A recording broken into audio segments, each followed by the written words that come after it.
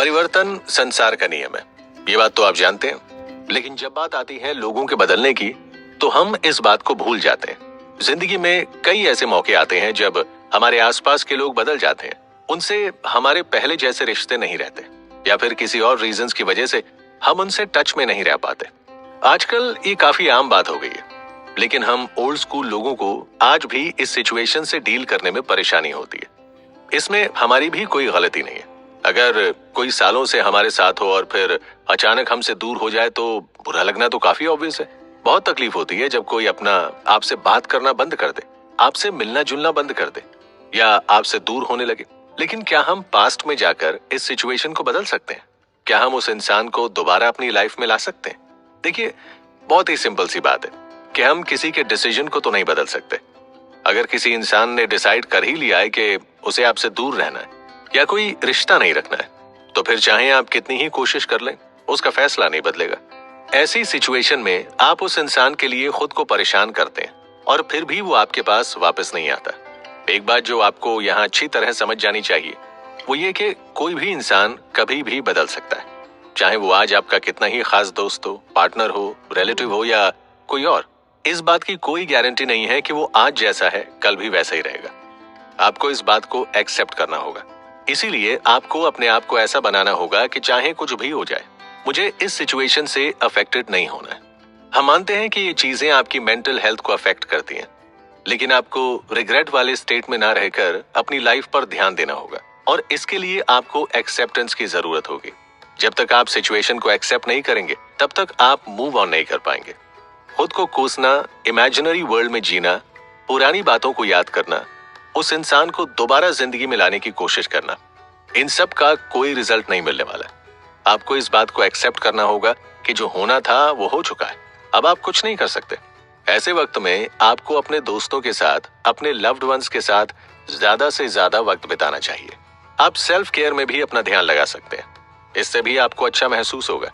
जिंदगी में inner peace से ज्यादा कुछ भी इंपॉर्टेंट नहीं होता है। अगर कोई चीज आपसे आपका इनर पीस छीन रही है, तो उसे तुरंत अपनी जिंदगी से दूर कर दीजिए।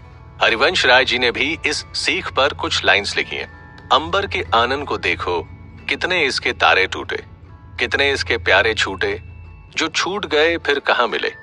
पर बोलो, टूटे तारों पर कब अंबर शोक मनाता है, जो बीत गई सो बात गई।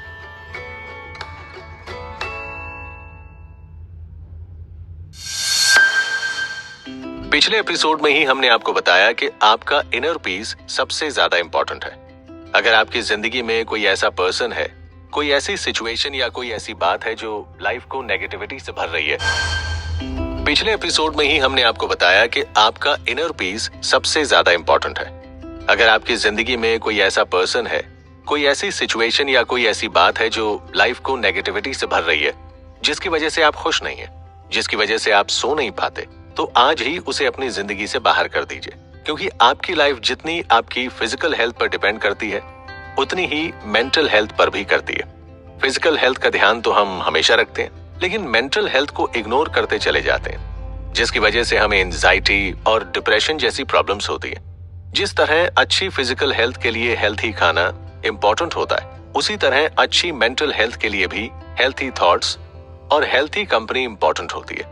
आप दिन भर में जो भी काम करते हैं, जो भी रील्स देखते हैं, वीडियोस देखते हैं, बातें करते हैं, वो सब आपकी मेंटल हेल्थ को अफेक्ट करती है। इसीलिए अपने आसपास के एनवायरनमेंट को केयरफुली ऑब्जर्व करना आपकी रिस्पॉन्सिबिलिटी है। इसका एक बहुत ही अच्छा एग्जाम्पल हम आपको बताते हैं। मैं एक लड़की को जानता हूँ जिसका नाम सलोनी है। वो आईटी कंपनी में जॉब करती है। ये उसकी ड्रीम जॉब हुआ करती थी। हमेशा से वो आईटी में जाना चाहती थी। जब उसकी जॉब के शुरुआती दिनों में मैं उससे मिला था तो वो काफी खुश थी, अपनी जॉब को लेकर एक्साइटेड भी थी। लेकिन फिर धीरे धीरे उसे अपनी जॉब से नफरत सी हो गई। अब वो आईटी में जॉब नहीं करना चाहती। एक दिन मैं जब उससे मिला तो वो मेरे सामने इंस्टाग्राम स्क्रॉल कर रही थी। तब मैंने नोटिस किया कि उसके इंस्टाग्राम पर हर दूसरी रील आईटी से रिलेटेड प्रेशर और इस फील्ड पर जोक या यहाँ के एम्प्लॉय के वर्क प्रेशर पर थी। मैंने सलोनी से पूछा कि तुम्हारी फीड पर ये सब क्यों आ रहा है? तो उसने कहा कि मैंने ये सारे पेजेस फॉलो किए हुए हैं और मेरे कॉलीग्स मुझे इस तरह की रील्स शेयर करते रहते हैं। और तब मुझे सारी बात समझ आई। सलोनी को शायद ये बात पता नहीं थी, लेकिन उसके माइंड पर उसके कॉलीग्स की बातों का और इन मीम्स का नेगेटिव असर हो चुका था, क्योंकि उसे पहले तो अपनी जॉब पसंद थी कि वो हर चैलेंज एक्सेप्ट करने को तैयार थी। तो फिर अचानक क्या हुआ? ऐसा होता है जब हम कॉन्स्टेंटली अपने दोस्तों के साथ अपनी जॉब पर जोक करते रहते हैं, उस पर नेगेटिव कमेंट्स करते रहते हैं, ये कहते हैं कि हम तो इसमें खुश नहीं है, तो ये बात हमारे माइंड को नेगेटिवली अफेक्ट करती है। ऊपर से बची हुई कसर आजकल के ये मीम्स पूरा कर देते हैं। देखिए, इंस्टाग्राम चलाने में कोई बुराई नहीं है, लेकिन आपके दिमाग को आप क्या मैसेज दे रहे हैं, इस पर आपको ज्यादा ध्यान देने की जरूरत है। ऐसा तभी हो सकता है जब आपके कॉलीग्स कॉन्स्टेंटली आपका मजाक उड़ाते रहे, तब आपको अपना सेल्फ कॉन्फिडेंस गिरता नजर आता है और आप लोगों से मिलना जुलना बंद कर देते हैं।